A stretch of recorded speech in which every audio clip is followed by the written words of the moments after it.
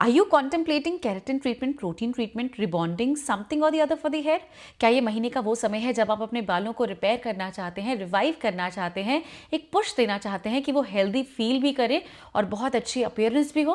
तो आज की वीडियो सिर्फ आपके लिए है, क्योंकि आज मैं आपके साथ बहुत ही सिंपल इंग्रेडिएंट्स का इस्तेमाल करके एक बहुत ही सिंपल प्रोसेस बता रही हूँ, जो कि फॉलो करने के पश्चात जिस दिन आप रिजल्ट्स देखेंगे, आपको सिर्फ और सिर्फ मैं याद रहने वाली हूँ, या फिर ये प्रोसेस जो कि आपके बालों को वो रिवाइवल दे देगा, जो कि आप सैलून ट्रीटमेंट में जाके बहुत बड़ी कॉस्ट देकर कराते हैं। I don't have anything against salon treatment, but यकीन मानिए, आप कोई भी प्रोसेस जो केमिकल बेस्ड कराते हैं, they take their own sweet time और अपने साइड इफेक्ट्स दिखाते ही दिखाते हैं, समथिंग और the other.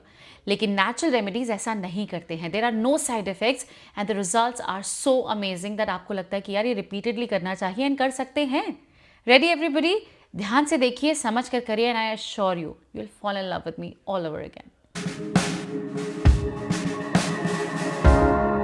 Hello everybody and a very warm welcome to the channel. आशा करती हूँ आप सभी स्वस्थ हैं और बहुत खुश हैं। इफ़ एट ऑल चैनल पर पहली बार आए हैं तो you must consider subscribing to the channel, क्योंकि इस परिवार में मैं आप सभी के साथ शेयर करती हूँ natural ways of treating and making your hair beautiful.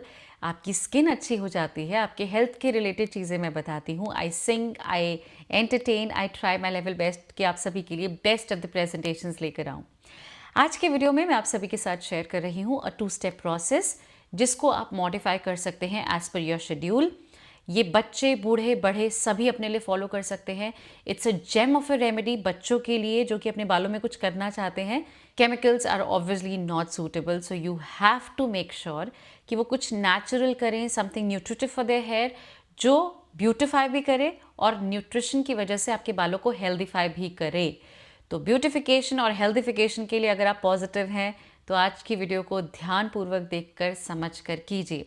There are some dos and don'ts हर रेमेडी की तरह, तो ध्यान से समझकर कैसे करना है और किस स्कोप में आप मॉडिफिकेशन कर सकते हैं, इसको समझकर ही फॉलो कीजिएगा। सबसे पहली चीज़ जो मैं आप सभी को बताना चाहती हूँ कि किसी भी टॉपिकल एप्लीकेशन को अगर आप हेस्टन करना चाहते हैं, फास्ट करना चाहते हैं, तो प्लीज़ मेक श्योर कि आपकी बॉडी में इंटरनली कोई डेफिशिएंसी नहीं है। अगर आपकी बॉडी में vitamin C, vitamin D, vitamin B12 इनकी डेफिशिएंसी है तो हेयर फॉल, बालों का ड्राइनेस, प्रोटीन की डेफिशिएंसी है तो बाल एकदम छितरे छितरे से लगते हैं, हेयर फॉल होने लगता है। तो इन सब डेफिशिएंसी को एड्रेस कीजिए एंड आपकी बॉडी जब अंदर से स्ट्रांग रहेगी तो topical application better of results आपको एनी डे देते रहेंगे। If at all you are somebody who doubts, आप स्केप्टिकल रहते हैं चीज़ों के लिए, तो patch test is your way of confidence. Patch test लेके कॉन्फिडेंट फील करिए। आप अपने कानों के पीछे, गर्दन के पास प्रॉपरली इस रेमेडी को लगाकर रहने दे सकते हैं। जब वो सूख जाए तो वॉश ऑफ कर दीजिए, दिन भर उसे ऑब्जर्व कीजिए। अगर कोई रैश नहीं है, कोई रेडनेस नहीं है, कुछ नहीं है, कंग्रेचुलेशंस, आप इस रेमेडी को फॉलो कर सकते हैं without any hesitation and with lots of confidence. Having said all of the things, अब मैं आपके साथ रेमेडी शेयर कर रही हूँ जिसको करना बहुत आसान है। I am going to give you the best version की कैसे इसको किया जा सकता है। हाउएवर, आप जैसे कंफर्टेबल हैं आप इसको मॉडिफाई करके रख सकते हैं। डन। स्टेप नंबर 1, इसको प्रिपेयर करने के लिए जो आपको चाहिए वो है बनाना। अब ना बहुत पका हुआ ना बहुत ही ज़्यादा कच्चा, जस्ट द वन जो आप पिक करेंगे खाने के लिए वो आपको लेना है। इसको आप छोटे छोटे पीसेस में कट कर लीजिए।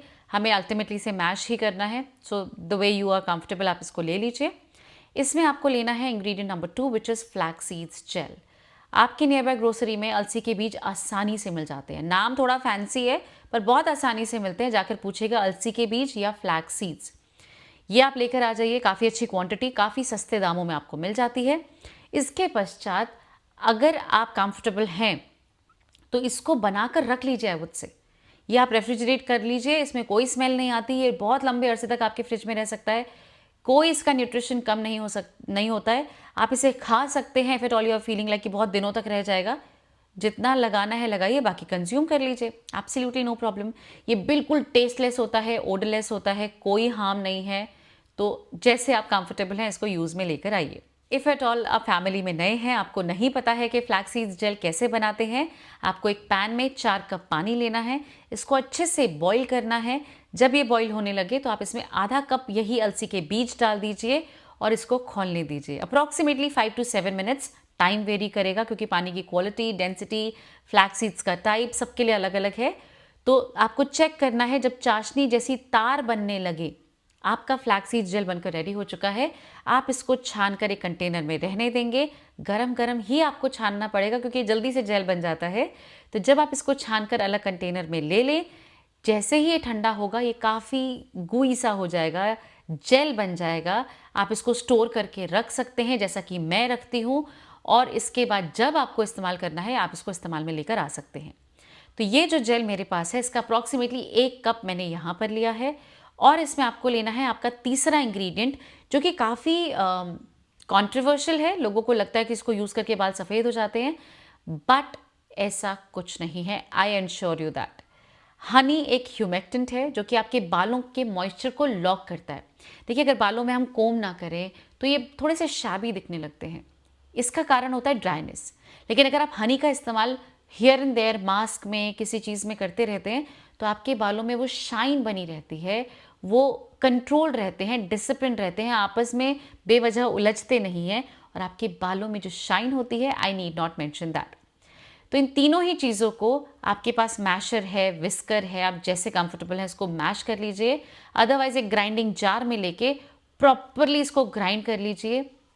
ये कितना भी स्मूथ पेस्ट आपको दिखे, यू हैव टू रिमेंबर आपने बनाना का इस्तेमाल किया था जिसमें बहुत सारा फाइबर होता है जो बालों में चिपक जाता है। इसीलिए अच्छे से ग्राइंड करने के पश्चात आप इसको छन्नी से छान लेंगे। बड़ी वाली छन्नी है तो डालकर छोड़ दीजिए, वो अपने आप टपकता रहेगा और एकदम फाइन पेस्ट आपको मिलेगा और फाइबर सारा अलग हो जाएगा। लेकिन छोटी छन्नी है तो थोड़ी सी मेहनत लगेगी। अच्छे से छान लीजिए। यकीन मानिए, अगर आप घर पर रहते हैं और हमें फ़र्क नहीं पड़ता, बालों में फाइबर है तो है, हम सुखा के झाड़ लेंगे, तो ऐसे ही लगा लीजिए, कोई परेशानी नहीं है। लेकिन अगर आपको धुलते समय बाल परेशान करते हैं, उलझ जाते हैं, गांठें बन जाती है, तो प्लीज़ थोड़ा सा टाइम ज़्यादा लगेगा, पर प्रॉपरली छान कर अलग से ये स्मूथ पेस्ट ले लीजिए और आपका केराटिन ट्रीटमेंट मास्क बनकर रेडी हो चुका है। देखिए, हम इतने सारे एक्सपेंसिव ट्रीटमेंट्स कराते हैं। आपकी केराटिन क्रीम जो आप सैलॉन्स में कराते हैं वो भी ऐसी दिखती है ना। अगर मैं इसको एक फैंसी जार में डाल के आपको दूं कि ये केराटिन ट्रीटमेंट मास्क है, you will be happy. I am telling you. आपको अभी लग रहा होगा नहीं नहीं ऐसा तो नहीं, you will be very happy. और ये वैसे ही रिजल्ट्स आपको देता है without any side effect. I don't think आपको और कुछ चाहिए।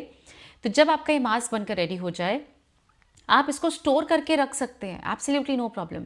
क्योंकि बनाना यूज़ हुआ है तो ग्रेजुअली थोड़ा डार्कर हो जाएगा, पर ना तो इसकी पोटेंसी कम होगी, ना इसकी ताकत, मतलब सेम ही होती है, ना किसी भी तरह से कोई कमी नहीं आएगी।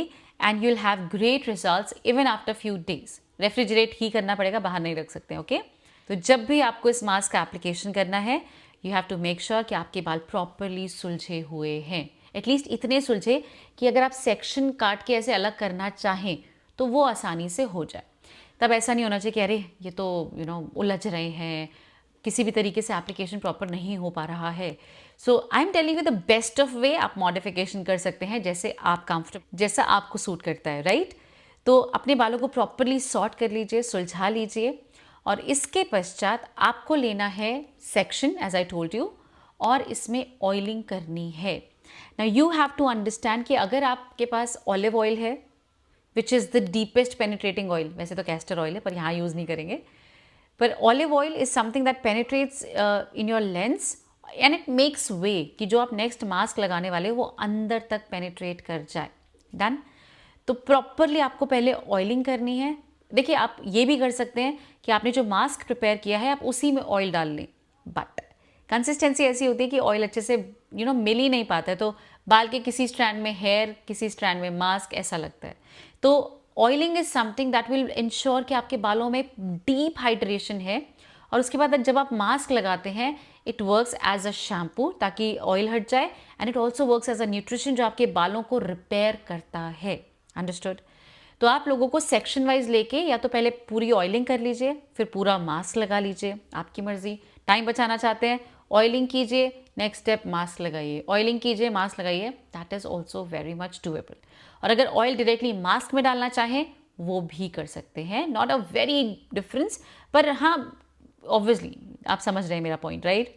तो जैसे कंफर्टेबल है, मैंने आपको सारे विकल्प दे दिए, आप ऐसे फॉलो कर लीजिए। प्रॉपरली बालों को बांध कर रहने दीजिए फॉर अप्रॉक्सीमेटली 30 to 45 मिनट्स।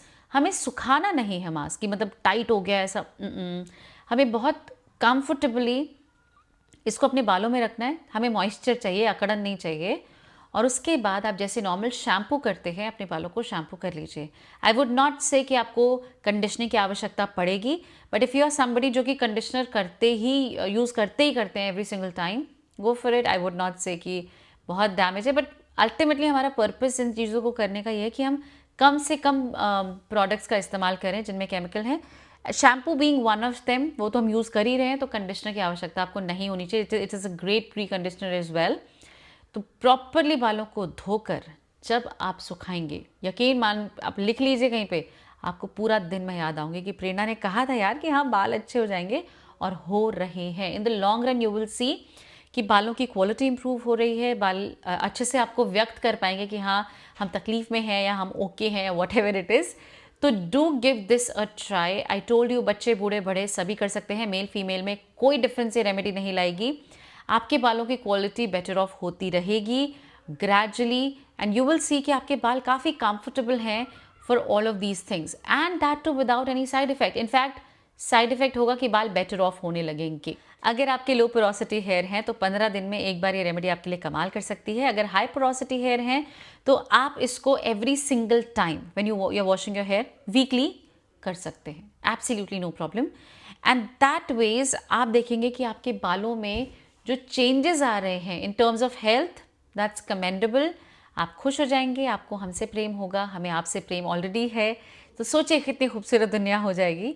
तो do give it a try, and जब आपको रिजल्ट्स मिले तो वापस आके हमें ज़रूर बताइएगा कि आपके पैसे कितने बचे, आपका कॉन्फिडेंस कितना बढ़ा, आपका जो मेंटल टेंशन रहती है कि अरे बाप रे बाल वाइट तो नहीं हो जाएंगे, बाल ख़राब तो नहीं हो जाएंगे, सैलून ट्रीटमेंट में ज़्यादा ये तो नहीं हो जाएगा। You'll be amaze. I am telling you, बहुत सारी डायमेंशंस में ये नेचुरल रेमेडीज आपको हेल्प करती हैं। May be saving money, may be mental tension. So just let us know what it helped you with.